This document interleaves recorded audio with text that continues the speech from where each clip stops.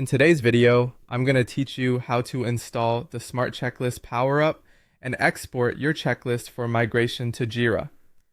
We'll start right inside your board. First, open the Power-Ups menu.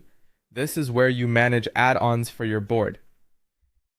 Once you're in, select the option to add power-ups. The library may take a moment to load, so give it a second if the results don't appear immediately. When the library is ready, head to the search bar and type in Smart Checklist. This helps you quickly find the exact tool you need without scrolling through the full catalog. When you see Smart Checklist in the results, click Add. If you're prompted to confirm, click Add again. Some power-ups ask for a second confirmation to complete the installation, so this is expected. When that's done, click Exit to return to your board. Next, open the Power-Ups menu again on your board to verify everything installed correctly. Scroll down through your enabled power-ups and select Smart Checklist. Here, you'll see that the export feature is available, including access to a CSV file option. This confirms the power-up is active and ready to use. Once you've confirmed that, go back to your board. Now open the specific card whose checklist you want to export.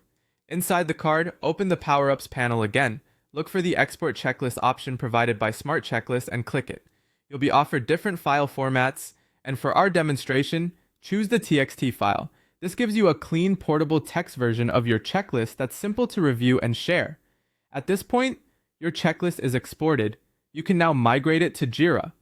The exported file serves as your source of truth, making it straightforward to import or copy content into Jira issues or fields depending on your workflow. Using TXT is a great lightweight option for quick migration, while the CSV format you saw earlier can be useful if you plan to structure data more formally later. A couple of quick tips as you wrap up. If the power-up doesn't appear right away after adding it, wait a moment and reopen the Power-Ups menu. If you manage multiple boards, make sure you're enabling the power-up on the correct one.